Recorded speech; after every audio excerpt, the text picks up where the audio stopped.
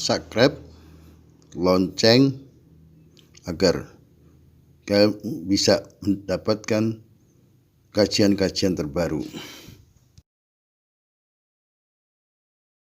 Assalamualaikum warahmatullahi wabarakatuh. Alhamdulillahi rabbil alamin. Al-Jabir qala sami'tu an-nabiyya sallallahu alaihi wasallam yaqul la yudkhilu ahadan minkum amaluhu al-jannah wa la yuzidu minan nar wa la ana illa birahmatin minallah amma ba'du. Jadi dari hadis di atas tadi jelas Jibril berkata,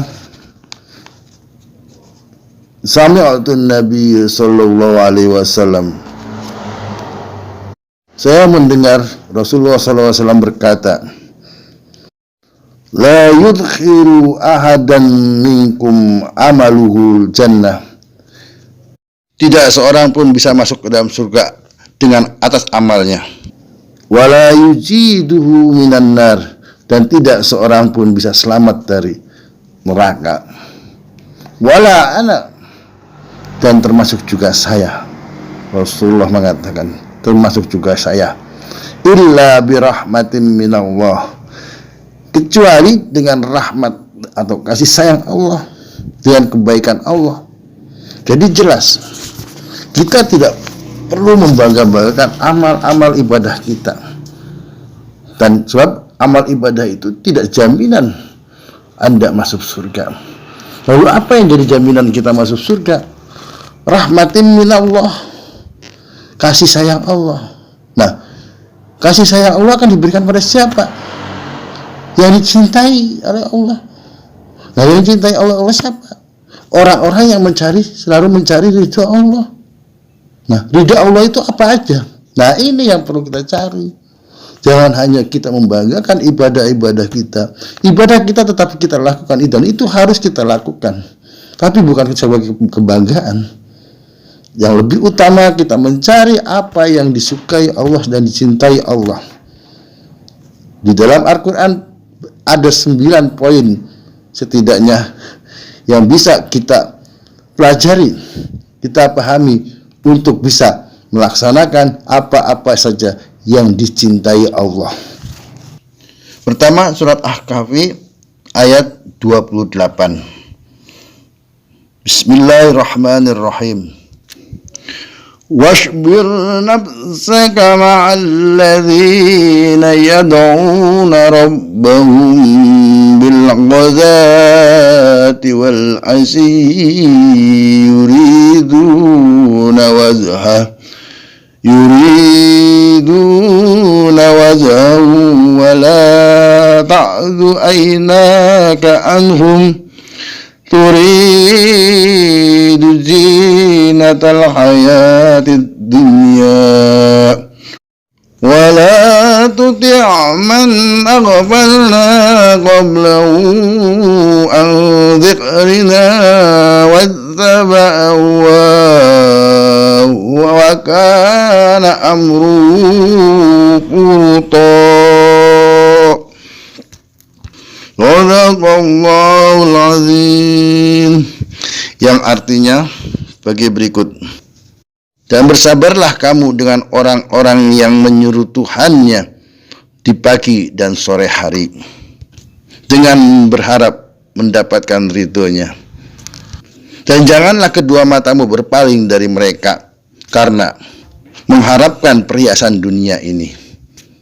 Dan janganlah kamu mengikuti orang yang hatinya yang kami lalaikan dari mengingat kami, serta mengikuti hawa nafsunya, dan adalah keadaannya itu melewati batas. Di sini jelas dalam surat Al-Kahfi ayat 28 telah menerangkan tentang keridhaan Allah, amalan yang diridhai Allah. Allah menyuruh kita di pagi hari dan senja hari istiqomah dan bersabar untuk duduk di majelis-majelis ilmu, Jadi itu ya ridha Allah yang harus kita laksanakan jika kita ingin dicintai Allah. Dan setelah dicintai Allah, kita ingin mendapatkan rahmat Allah, dan rahmat Allah itulah yang akan menyelamatkan kita untuk masuk surga. Jadi pagi hari setelah subuh kita rutin belajar, baik itu mulai lewat di radio, televisi, ataupun YouTube. Tapi hati-hati dalam mencari guru-guru yang ada di radio, di TV, dan YouTube. Dan kita mencari channel-channel yang ustadznya betul-betul memahami dan mengerti akan ilmunya. Jadi tidak sembarang ustadz. Tiap pagi kita dengarkan pengajian-pengajian, ceramah-ceramah dari ulama-ulama, kiai-kiai, ataupun kita langsung habis jamaah subuh dilanggar, kita adakan kultum. Kuliah 7 menit. Dan sore hari ketika habis maghrib kita belajar mengaji, belajar tentang agama, tentang pergaulan secara agama, tentang akidah, akhlak, dan lain sebagainya. Rutin tiap hari kalau ingin kita mendapatkan ridho Allah. Itu poin pertama yang Allah kabarkan pada kita untuk mendapatkan ridha Allah.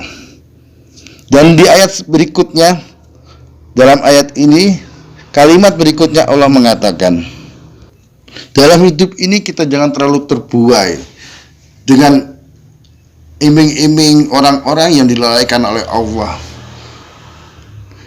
Masalah materi, ada pekerjaan bagus, ini wah keuntungannya besar gini-gini, tapi tidak pernah kita melihat keuntungan itu haram atau halalnya. Asal kita lakukan saja. Bahkan pekerjaan itu mengganggu ibadah kita atau tidak, mengganggu sholat atau tidak, kita tidak pernah mencari informasi semacam itu.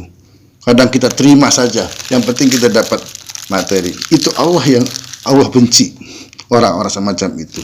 Kita boleh bekerja, memang Allah menyuruh kita bekerja, tapi bekerja yang tidak melalaikan kepada Allah, bekerja yang tidak merusak waktu untuk beribadah pada Allah, bekerja yang memperhitungkan halal haramnya, hasil yang didapat, bukan hanya besar dan kecilnya yang kita lihat.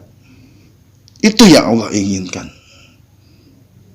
Jadi Allah menginginkan kita belajar di pagi hari tentang ilmu-ilmu agama, ilmu pengetahuan tentang Allah, agar kita lebih mengenal Allah, lebih beriman pada Allah, lebih bertakwa pada Allah. Dan di sore hari pun kita tetap belajar agama. Coba kita bayangkan, berapa orang yang mau belajar di pagi hari dan sore hari?